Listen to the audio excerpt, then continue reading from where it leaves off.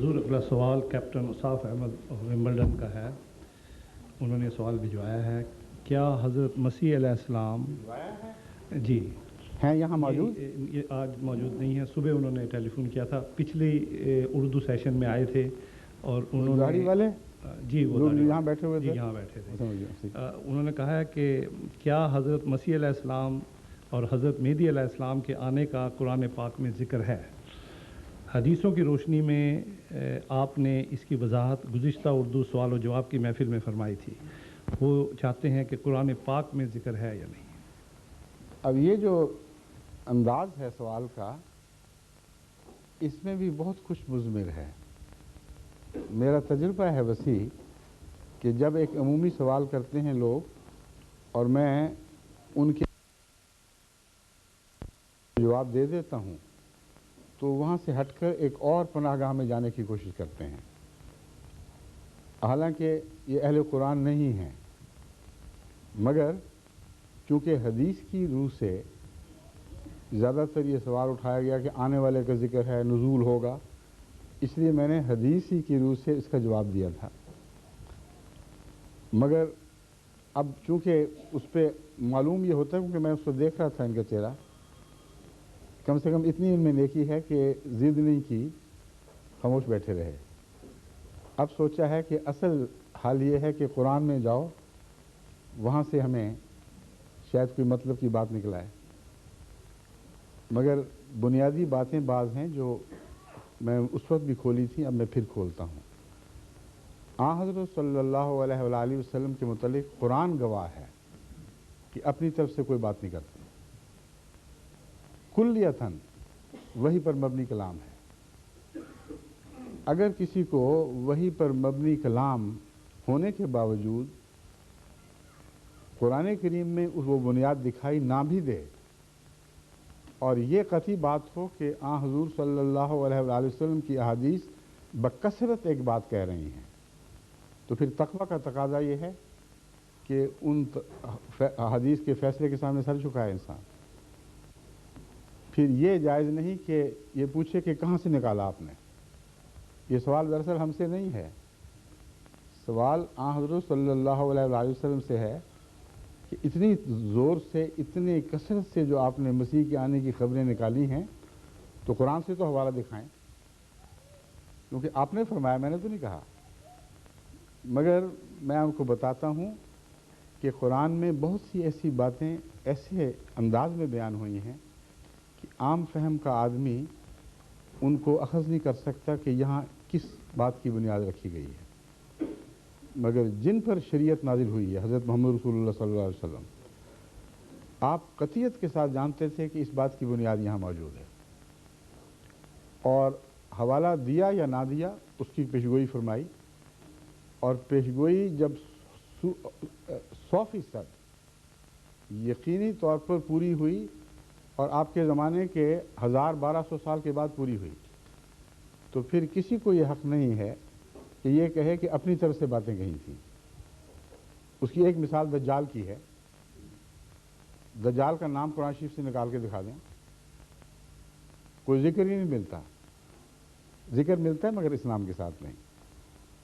دجال کے متعلق جب حضرت صلی اللہ علیہ وسلم سے سوال ہوا کہ یا رسول اللہ آپ نے اتنا ڈرایا ہے دجال سے, یہاں تک کہ فرمایا کہ کوئی دنیا میں نبی ایسا نہیں آیا جس نے اپنی قوم کو دجال سے نہ ڈرایا ہو, ہم کیسے بچیں گے اس سے؟ آپ نے فرمایا سورہ کہف کی پہلی 10 آیات اور آخری 10 آیات کا مطالعہ کرو, اور ان آیات میں مسیحی عقیدے کے توحید سے شرک کی طرف مائل ہونے کا ذکر ہے آغاز میں, اور آخر میں ان کی دنیاوی ترقی کا ذکر ہے. تو اگر دجال کا ان باتوں سے تعلق نہیں تھا تو حضور صلی اللہ علیہ وآلہ وسلم یہ کیوں فرماتے ہیں کہ ان 10 آیات پہلی اور آخری کی تلاوت کیا کرو اور رات سونے سے پہلے پڑھ لیا کرو, تمہیں سمجھ آ جائے گی. لیکن اب آپ دوبارہ پڑھ کے ان کو دیکھیں, حیران ہو جائیں گے کہ بین ہی نشاندہی ہو گئی ہے, اور حدیثیں جتنی ہیں وہ اسی طرف اشارے کر رہی ہیں. کیونکہ دجال کی حدیثوں میں ہر جگہ فرمایا کہ مسیح نازل ہوگا, یقتل یقتل الدجال و یقتل الخنزیر، یکسر الصلیب، یقتل الدجال و یقتل الخنزیر، وہ صلیب کو توڑے گا، دجال کو قتل کرے گا اور سور کو قتل کرے گا۔ اب صلیب اور سور یہ دو لفظ اکٹھے بولے جائیں تو کون سی قوم دنیا میں سامنے آئے گی؟ اور وہ جن کا متع عیسیٰ علیہ السلام ہو۔ ظاہر بات ہے کہ حضرت صلی اللہ علیہ وآلہ وسلم نے یہ ساری باتیں کھولی اور قرآن سے لیں۔ اس لیے مسلمان کا فرض ہے کہ ایسی حدیثیں جو آئندہ کی پیشگوئیوں سے تعلق رکھتی ہوں پوری ہو جائیں، وضاحت کے ساتھ پوری ہو جائیں۔ اس کے بعد یہ بحث نہ اٹھائے کہ محمد رسول اللہ نے کہاں سے نکالی تھی، بلکہ عقل استعمال کرے، خود دیکھے، ڈھونڈے تو اس کو ضرور مل جائے گی جگہ۔ اب امام مہدی نام رکھیں یا مسیح رکھیں نام، ہمارے نزدیک ایک ہی وجود کے دو نام ہیں، اور اس کی بنیاد احادیث کی روح سے ابن ماجہ جو صحاح میں سے ایک صحیح کتب ہے، اس کی یہ حدیث ہے، لل مہدی الا عیسیٰ۔ اصل میں عیسیٰ کے سوا کوئی مہدی نہیں ہوگا، ایک ہی شخص کے دو ٹائٹل ہیں۔ اس نقطۂ نگاہ سے دونوں پیشگوئیاں قرآن کریم میں وضاحت کے ساتھ موجود ہیں۔ ایک آنے والا ایسا آئے گا جو حضرت محمد رسول اللہ صلی اللہ علیہ وآلہ وسلم کی کامل نمائندگی کرے گا، اتنی کامل نمائندگی کہ گویا اس کا نام محمد رکھا گیا۔ یہ پیشگوئی سورہ جمعہ میں موجود ہے اور اتنی کھلی کھلی ہے کہ کوئی معمولی عقل اور فہم کا آدمی بھی اس کو مس نہیں کر سکتا۔ لیکن اس پر مزید یہ تائید کہ خود حضور اکرم صلی اللہ علیہ وآلہ وسلم نے اس کی یہی تشریح فرمائی کہ یہاں ایک آنے والے کی خوشخبری ہے، اس کے مقاصد بیان ہوئے ہیں، اس کا زمانہ بتایا گیا ہے، اس کی قوم کے احوال بتائے گئے ہیں۔ تو جہاں قرآن اور حدیث میں سے بھی بخاری کی حدیث دونوں یوں اکٹھے ہو جائیں جیسے انگلیاں میں پیوست ہو جاتی ہیں، تو اس کے بعد پھر فرار کی کون سی گنجائش رہ جاتی ہے؟ وہ آیت یہ ہے، اعوذ باللہ من الشیطان الرجیم، بسم اللہ الرحمن الرحیم، هو الذی، یعنی پہلی آیت چل رہی ہے، یہاں سے جو متعلقہ مضمون شروع ہوتا ہے، هو الذی بعث فی الامیین رسولا منہم یتلو علیہم آیاتہ ویزکیہم ویعلمہم الکتاب والحکمہ وَإِن كَانُوا مِن قَبْلُ لَفِي ضَلَالٍ مُبِينٍ۔ وہی اللہ ہے جس نے اپنی طرف سے ایک ایسا رسول مبعوث فرمایا جو انہی لوگوں میں سے تھا، اور وہ کون لوگ تھے؟ امی، جاہل لوگ۔ انہی میں سے اٹھا اور ایسی کایا پلٹی کہ یتلو علیہم آیات ہی، ان پر وہ اللہ تعالیٰ کی آیتیں تلاوت کرنے لگا، اور تلاوت کے ساتھ پاک تبدیلیاں پیدا کرنے لگا، ان کا تزکیہ کر دیا، ان کے قلوب کی کیفیت بدل دی۔ جب تلاوت قرآن فرمائی، جب دلوں کو پاک کر دیا، تب وہ اس بات کے اہل ہوئے کہ علم سیکھ سکیں، اس کے بغیر علم نہیں سیکھا جا سکتا۔ دلوں کی پاکیزگی شرط ہے، وہی بات جو میں پہلے بیان کر چکا ہوں، جو دل جھوٹے ہوں ان کے اوپر کوئی حکمت کی بات کارگر نہیں ہوتی۔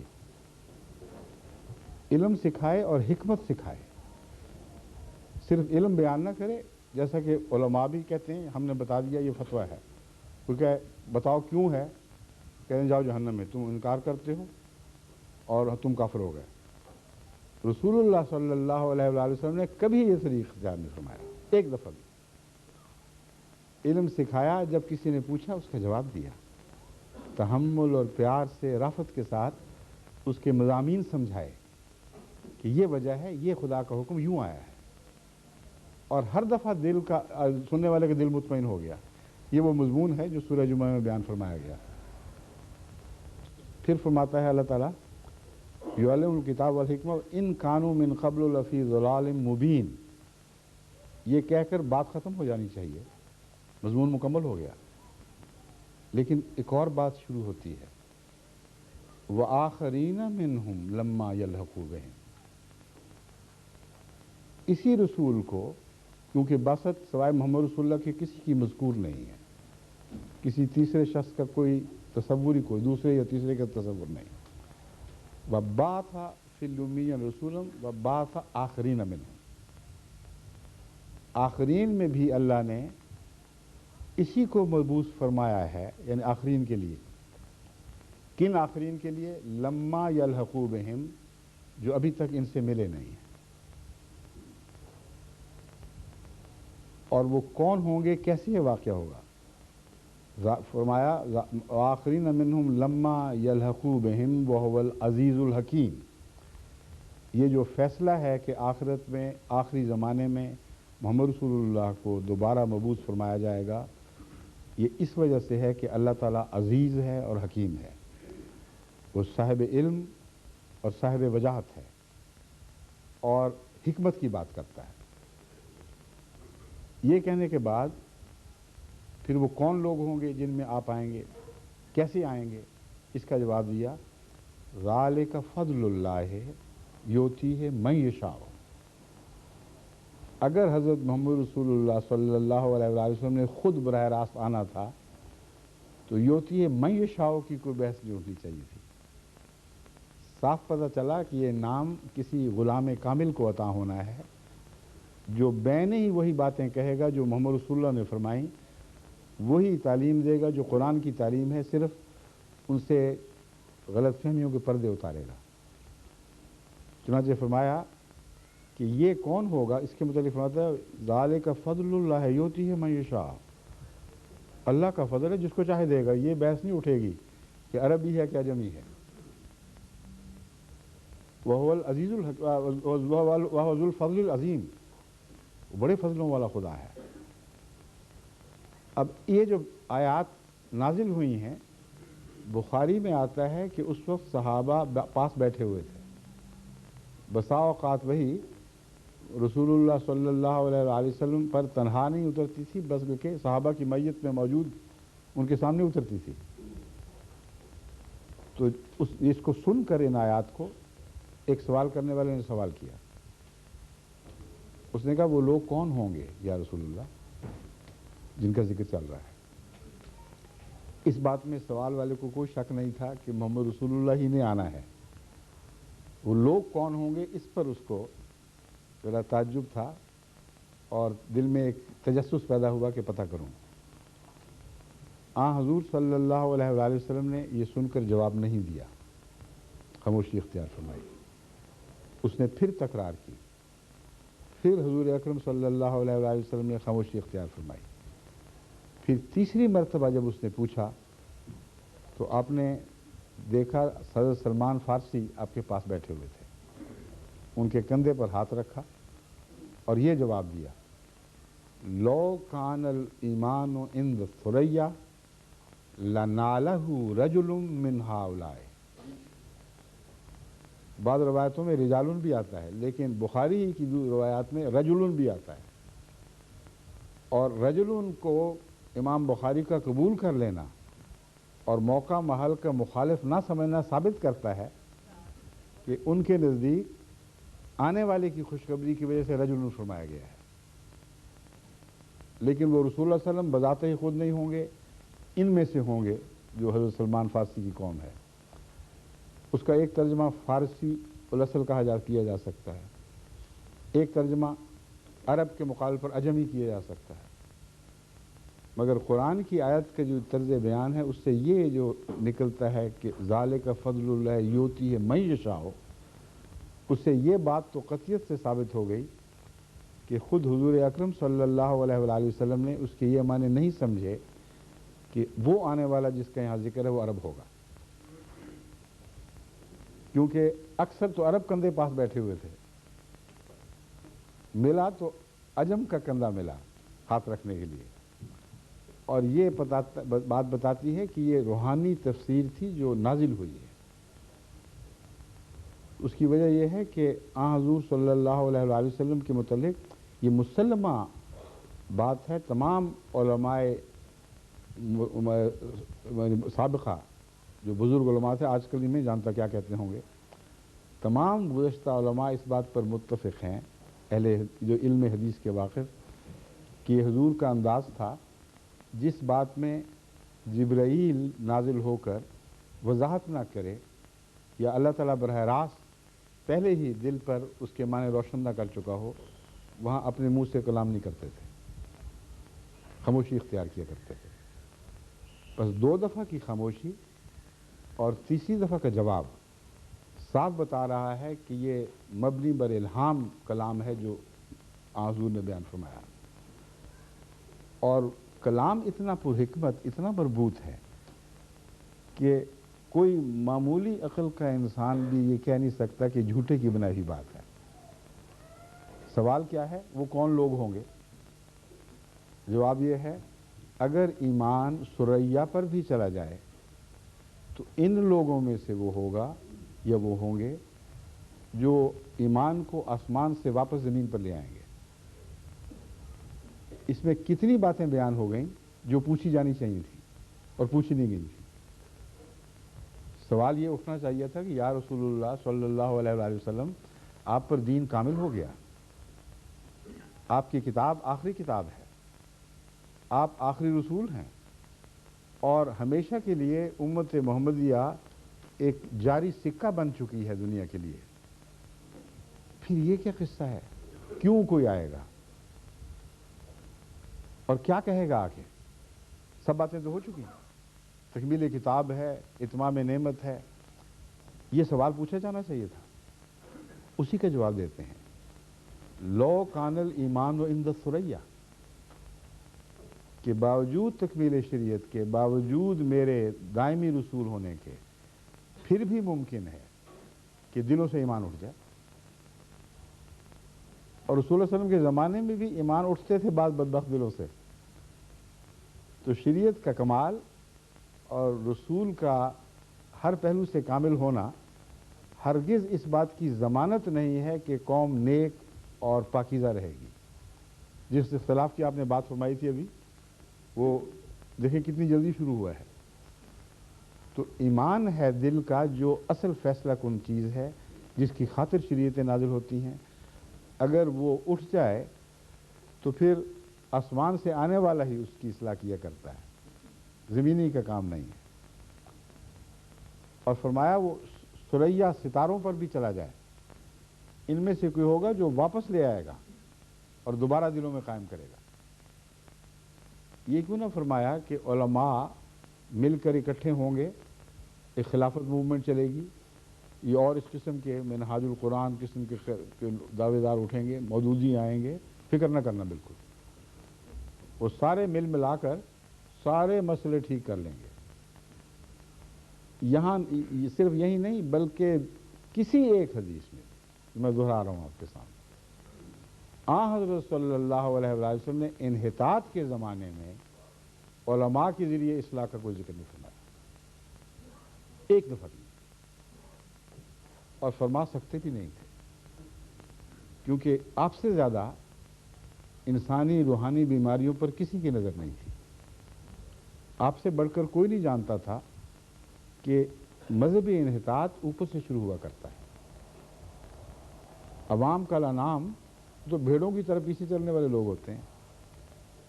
جب لیڈرشپ بددیانت ہو جائے، جب وہ خود غرض ہو جائے تو جہاں چاہے ان کو لے جاتی ہے، خدا کے نام پر، رہنمائی کے نام پر، اور گڑھوں میں اتار دیا کرتی ہے۔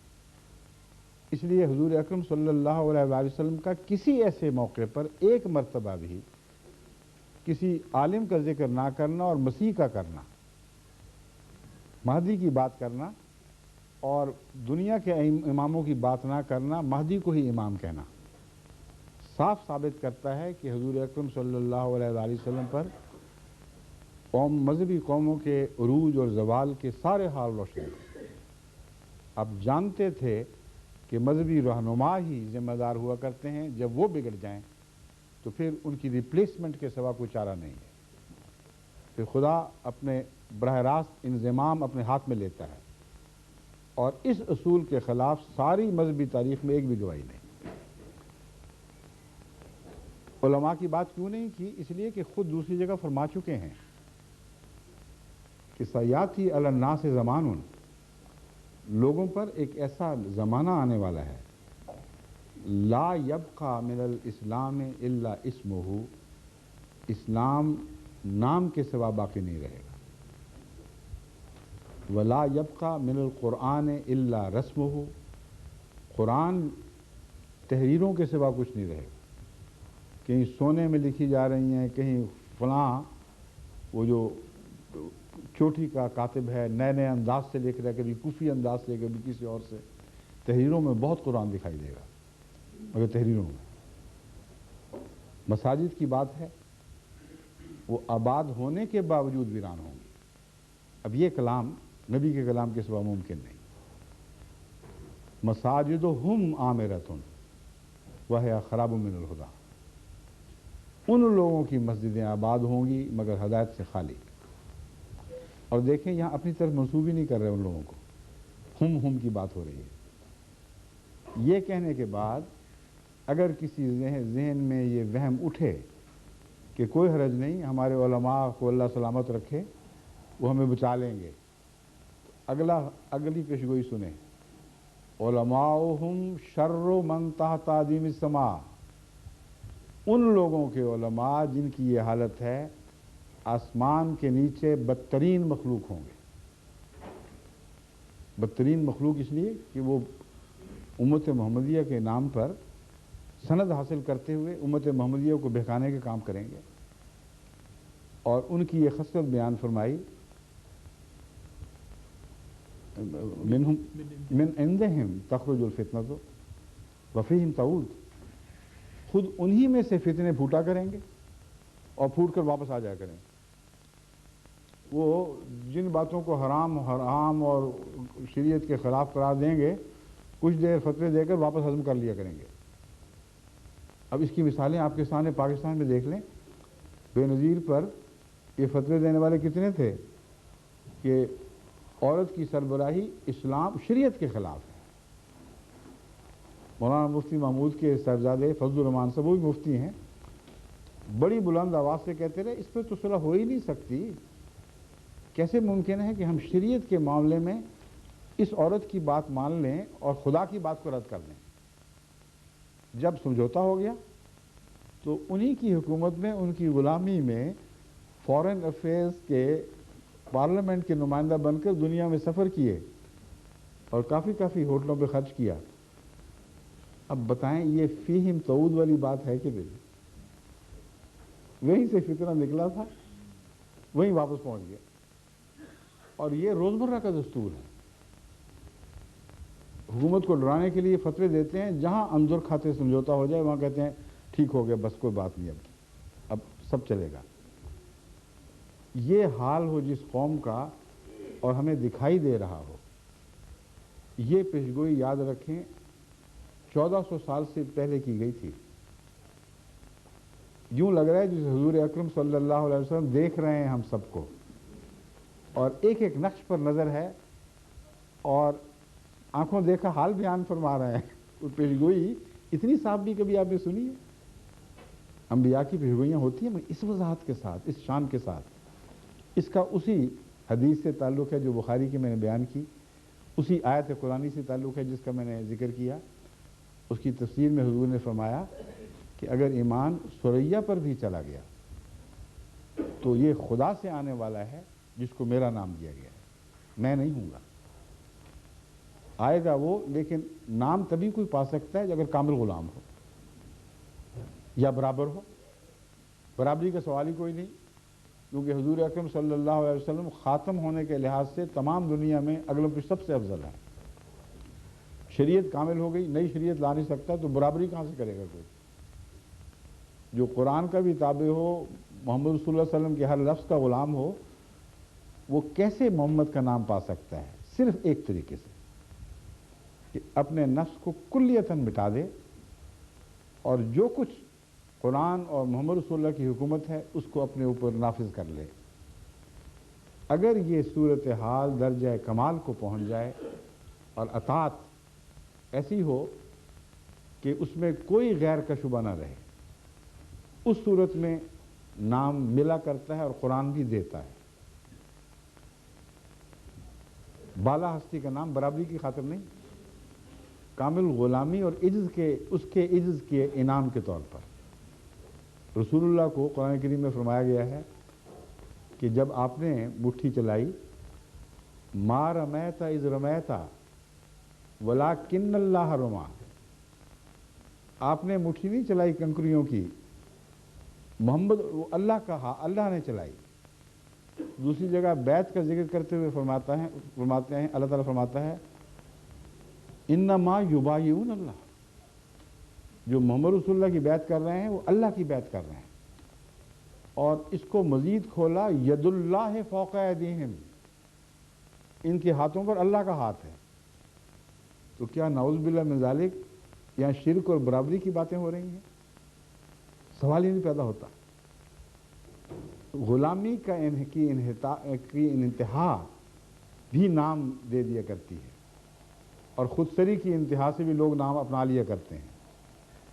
تو آنے والے کے متعلق جو قرآن کریم نے محمد رسول اللہ کی بعثت قرار دیا، یہ اس کے کالعدم ہونے کی وجہ سے اپنی طرف سے کچھ نہیں کہے گا، شریعت ہی کی غلامی کرے گا، محمد رسول اللہ کے فرمان ہی کو کھول کر لوگوں کے سامنے رکھے گا، اسی سنت کو جاری کرے گا۔ یہ وہ پیشگوئی ہے جو قرآن میں کھلے لفظوں میں موجود ہے۔ پھر مسیح کے لفظ میں بھی حضرت مسیح کا ذکر قرآن کریم فرماتا ہے، اور ایسے مسیح کا بھی ذکر فرماتا ہے ساتھ انہی آیات میں شروع میں ہی، جو بنی اسرائیل کے لیے ایک مثال اور نمونہ تھے۔ اور آگے جا کے فرماتا ہے وَإِنَّهُ عِلْمٌ لِلسَّاعَةِ، وہ قیامت کی بھی نشانی بنے گا۔ لعلم للساعة وَإِنَّهُ لَعِلْمٌ لِلسَّاعَةِ، اور وہ یقیناً قیامت کی نشانی بن کے بھی آئے گا۔ تو قیامت تو آنے والی تھی جس کا ذکر کر رہے ہیں، اور مفسرین اور خود یہ علماء بھی جو یہ سوال اٹھاتے ہیں، یہ جب ان سے پوچھا جائے کہ مسیح آئے گا دوبارہ تو کیسے آئے گا، کہتے ہیں قرآن شریف دیکھ لو، علم للساعة، اس کے آنے کے بعد قیامت جلدی آ جائے گی۔ تو آنے والے مسیح کا ذکر قرآن کریم میں موجود ہے، وہ ان کو نظر نہیں آتا۔ تو حضرت صلی اللہ علیہ وسلم نے جو کچھ بھی فرمایا، اول تو کامل مومن کو یقین اور اعتماد ہونا چاہیے کہ قرآنی سند کے سوا آپ اپنی طرف سے کوئی بات نہیں فرماتے تھے، اس کا قرآن گواہ ہے۔ وَمَا يَنْطِقُ عَنِ الْهَوَىٰ إِنْ هُوَ إِلَّا وَحْيٌ يُوحَىٰ، یہ اپنے نفس سے کوئی بات نہیں کرتا، وہی کہتا ہے جو وحی کے ذریعے اس کو بتائی جا رہی ہے۔ اور دوسرے، جب آپ تفسر کریں تو ہر حدیث کو جو سچی ہو قرآن میں سے دکھایا جا سکتا ہے، لیکن انسان تقویٰ کے ساتھ کوشش کرے تو حل ہو جائے گا مسئلہ۔ پھر قرآن کریم میں ایک غلام نبی کا ذکر ہے۔ اب قرآن غلام نبی کی باتیں کرے اور آپ کہیں کہ ہمیں قرآن میں کہیں کوئی ذکر نہیں ملتا۔ اللہ تعالیٰ فرماتا ہے وَمَن يُطِعِ اللَّهَ وَالرَّسُولَ، سورہ نساء میں، جو بھی اللہ والرسول اور محمد رسول اللہ، الرسول جو ہے یہ باقی نبیوں کی بات نہیں کر رہا، اب یہ رسول جس کی ہم بات کر رہے ہیں، جو بھی اللہ اور اس رسول یعنی محمد رسول اللہ کی اطاعت کرے گا، کیا ہونا چاہیے؟ اس پر سزا ملنی چاہیے۔ کیا غیروں سے جنہوں نے دوسرے انبیاء کی اطاعت کی ان سے کم درجہ ملنا چاہیے، یا کم سے کم برابر تو ہو نا؟ کم کا تو سوال ہی نہیں پیدا ہوتا۔ اس مضمون کو سمجھ کر آگے آیت پڑھیں تو سارا مسئلہ کھل جاتا ہے۔ فرمایا وَمَن يُطِعِ اللَّهَ وَالرَّسُولَ فَأُولَٰئِكَ مَعَ الَّذِينَ أَنْعَمَ اللَّهُ عَلَيْهِمْ، اب بس یہی وہ لوگ ہیں جن کو انعام نصیب ہوں گے، ان کے سوا اب کسی کو انعام نہیں ملے گا۔ تو ایک تو یہ جو باقیوں کو فارغ کر دیا اور حضرت محمد رسول اللہ صلی اللہ علیہ وآلہ وسلم کو انعام حاصل کرنے کے لیے تنہا وسیلہ قرار دیا، بہت بڑی شان ہے، یہی خاتمیت کا معنی ہے۔ سب کے چشمے بند، آپ کا چشمہ جاری۔ اور اگلی آیت سنیں وہ کس طرح کھولتی ہے مضمون کو۔ انعام پانے والے ہوں گے کون؟ من النبیین، نبیوں میں سے، والصدیقین، صدیقوں میں سے، والشہداء، شہیدوں میں سے، والصالحین، اور صالحین میں سے، وحسن اولئک رفیقا۔ کیا ہی اچھی کمپنی ہے۔ اس امت کے محمد رسول اللہ کے غلام ایک اس صحبت میں شرکت کریں گے، نبی بھی ہوں گے، صدیق بھی، شہید بھی، صالح بھی۔ تو اب اس قرآن کی آیت کو کہاں لے جائیں گے؟ بس قرآن کریم تو کھول کر ان سب باتوں کو بیان فرما رہا ہے، صرف تعصب سے پاک ہو کر تقوی کے ساتھ مطالعہ کی ضرورت ہے۔ اگر صاف دل سے کوئی مطالعہ کرے تو ایک دو آیات ہی کافی ہو جاتی ہیں۔